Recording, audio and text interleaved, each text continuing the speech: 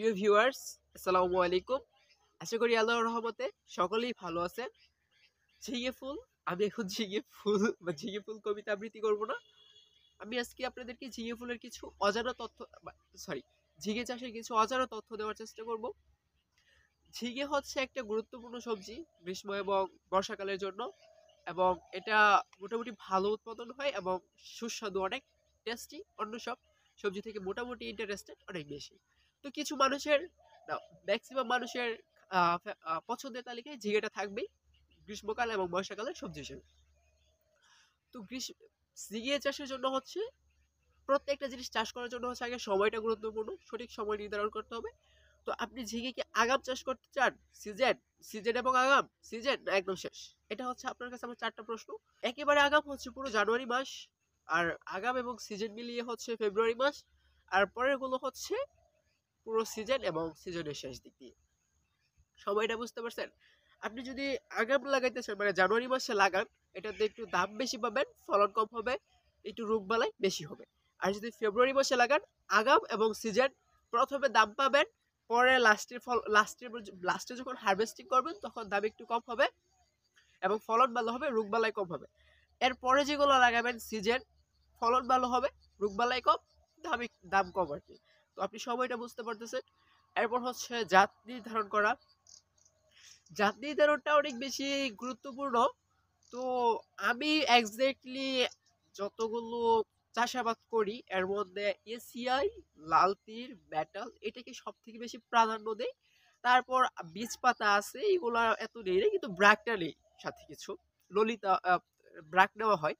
ACI, লাল তীর, metal, BRAC, এই চারটার মধ্যে আমি সীমাবদ্ধ রাখছি আপাতত কাজকাম। অন্যগুলোতে করলে আমি সুবিধা করতে পারি না, মানে মানে সুবিধা করে উঠতে পারি না। ফলন হয়, যদি ফলন ভালো হয় তাই রোগবালাই বেশি। আর যদি ফলন ফলন ভালো হলে রোগবালাই বেশি, ম্যাক্সিমাম সময় ফলনই কম হয়।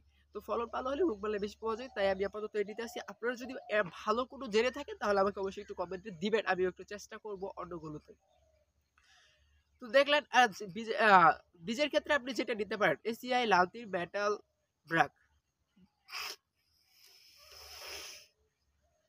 এখানে আপনি যে কোনোটা নিতে পারেন, এটা আপনার ব্যক্তিগত ব্যাপার। আমি এক্স্যাক্টলি এসিআই, লালতির, মেটাল, ব্রাক এগুলো থেকে লাগাই, যেগুলো চারটা থেকে যেগুলো একটা লাগাই, এখানে আমি নির্দিষ্ট করে কোনো বললাম না। তারপর হচ্ছে বিচি কিভাবে চারা, মানে বিচি থেকে চারা কিভাবে উৎপাদন করবো, সেটা হচ্ছে রোদে দিবেন 1 ঘন্টা, রোদে দেব। এক বিচিটাকে প্যাকেট থেকে কাটবেন, কেটে 1 ঘন্টা রোদে দিবেন। রোদে দেওয়ার পর গরম বিচিটাকে পানিতে ভিজাবেন, 12 ঘন্টা ভিজিয়ে রাখবেন। তারপর যদি আপনি সরাসরি থলে লাগান তাহলে থলে লাগিয়ে দিবেন, আর থলে বা বাদায় লাগান তাহলে লাগিয়ে দিবেন। আর হচ্ছে যদি আপনি প্যাকেটিং করেন তাহলে আরো 12 ঘন্টা একটা রুমালের মধ্যে ভিজা ভিজা একটা রুমালের মধ্যে ভেজা, মানে 12 ঘন্টা ভিজিয়ে রাখার পরও একটা ভিজা রুমালের মধ্যে বিচিগুলো রেখে দিবেন। তারপর হচ্ছে প্যাকেটিং করে যদি চারা উৎপাদন করেন তাহলে ওই প্যাকেটে চারাটা, বীজগুলো বপন করবেন, 3 থেকে 4 দিনের মধ্যে চারা অঙ্কুরিত হয়ে যাবে। তারপর হচ্ছে 10-12 দিন পরে ওই প্যাকেট খুলে খুলে চারাগুলো লাগিয়ে দিলে হচ্ছে থলে বা মাদায়। এখন বলবেন সার, বিষ কি পরিমাণ দিব? আমরা যারা থল হিসেবে করি, তো থল বা মাদা হিসেবে করি, এখানে হচ্ছে থল প্রতি 200 গ্রাম টিএসপি বা ডিএপি দিবেন, 50 গ্রামের মতো এমওপি দিতে পারেন। আর হচ্ছে ইউরিয়া দিলেও দিলেন, না দিলেও নাই, এটাতে আমি কোনো ইন্টারেস্ট নেই, আমি ইউরিয়া দেই না। গোবর দিবেন পর্যাপ্ত পরিমাণ, মানে হচ্ছে 1 বস্তা করে গোবর দিবেন, ধরেন 20 থেকে মিনিমাম 20 কেজি গোবর দেবেন আর কি একটা থলের মধ্যে। একটা থলে বা মাদায় 20 কেজি গোবর দিবেন। লাল সার দিবেন 100 গ্রামের মতো। আর কিছু সার আপাতত দেওয়ার প্রয়োজন নেই, এটাই হচ্ছে সার দেওয়া। তো ওই থলটা তৈরি করবেন হচ্ছে যেদিন বিচি ভিজাবেন ওই দিন। আর বিচি ভিজানোর উপর তো বিচি প্যাকেটে চারা উৎপাদন করবেন 10 দিন, 10-12 দিন সময় যাবে। এর ভিতরে সার গোবরটা পচে মাটিটা উর্বর হয়ে যাবে। হিসাবটা বুঝতে পারছেন? আর যদি সরাসরি থলে বিচি বপন করেন তাহলে বিচি ভিজানোর 10 থেকে 12 দিন আগে থলটা তৈরি করবেন। থল আগে তৈরি করার উদ্দেশ্য হলো সারের যে একটা প্রখরতা আছে, গোবরের যে একটা প্রখরতা আছে, এটা কেটে গিয়ে মাটিটা উর্বর হয়ে যাবে। বীচি বপন করার পর বীচি যে অঙ্কুরোদ্গম হবে, অতিরিক্ত প্রখরতার কারণে বীজের চারা পচার কোনো সম্ভাবনা থাকবে না, চারা সরাসরি মাটির উর্বরতায় বৃদ্ধি পাবে। আপাতত আপনাকে আমি সংক্ষিপ্তভাবে বোঝানোর চেষ্টা করছি, আশা করি বুঝতে পারছেন।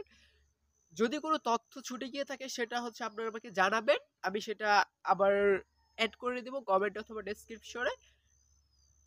আমার ভিডিওগুলো যদি আপনার উপকার হয় তাহলে আমার চ্যানেলটা সাবস্ক্রাইব করবেন। আমি কৃষকের জন্য কিছু করতে চাই, তো সাপোর্ট দিবেন যেন এগিয়ে যেতে পারি মহান আল্লাহর রহমতে। আজকের ভিডিওটা এই অবধি সমাপ্ত।